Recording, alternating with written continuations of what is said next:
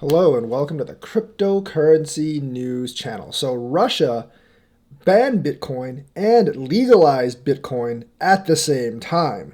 Very, very interesting bill submitted. Despite their ongoing invasion into Ukraine, Russia has actually have time to actually do things with crypto. So they banned it for payments, but legalized it for investments.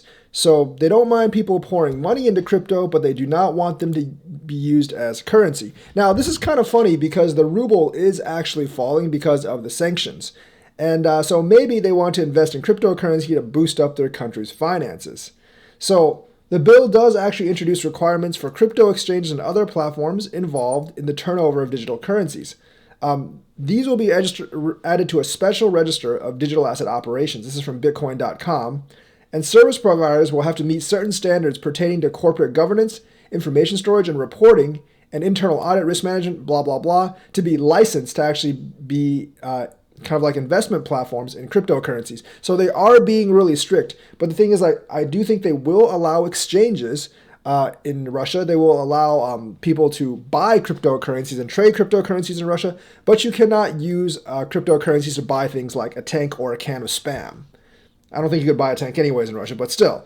So only customers who pass identification should be allowed to purchase and sell cryptocurrencies. So the thing is, like, they definitely will be KYC AML. They will not be like just, like that. They won't be like obviously anonymous customers. So P2P and like gray market stuff will still be around.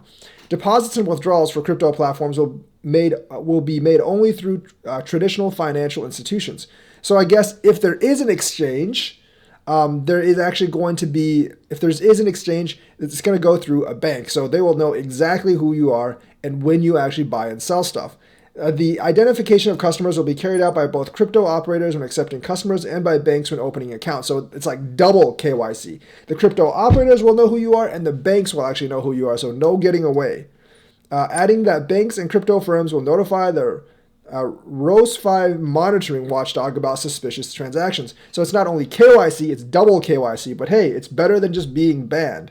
They'll also have to, exchanges will also have to inform citizens about the risks associated with the acquisition of digital assets, and non-qualified investors will be able to buy up to 600,000 rubles worth of cryptocurrency a year. So you are limited to $7,600 worth of cryptocurrency a year, and you have to pass an online test, which is kind of weird because it's like a competency test for cryptocurrency. We don't have one of those here. Obviously, no one would actually want one of those here. But if you can't pass this competency test, you will be limited to only $600. Unless you are a qualified investor or legal entity, which means like you are a bank investment platform, you don't have these restrictions. And if you are a qualified investor, meaning you have a lot of money, you also do not have these restrictions. That means Russian oligarchs can buy all the crypto they want, but regular peasants like you and me cannot indeed buy all the crypto we want. They've also thought about the status of crypto mining. And while the Bank of Russia suggests that it should be banned, officials in Moscow and energy-rich Russian regions have called for recognizing it as economic activity. So obviously, the bank, like I said, all central banks are kind of desperate to get rid of cryptocurrency because it undermines their power. The government's not so friendly towards that stance because many people in the government are actually in cryptocurrency, is my guess. But even more than that, they see it as an economic activity that can spur jobs and produce economic output for the country, and they don't want to fall behind. They know that other countries are definitely getting in on the cryptocurrency game, and they definitely do not want to be left out. So governments are not so friendly on the idea of banning cryptocurrency. They want to regulate it and tax it, but they all don't really want to make it illegal. Vladimir Putin actually did say that the country has competitive advantages in regards to the minting of digital currencies, which they do because Russia actually has like energy accounts. So that's what we actually have today.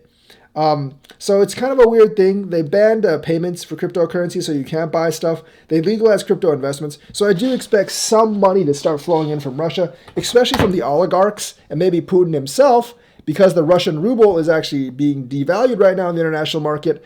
They might actually want to store their money in cryptocurrency to actually preserve use for the future. And that might be one of the ways they actually get around the U.S. sanctions as well, because we are imposing more sanctions on them. The ruble is falling.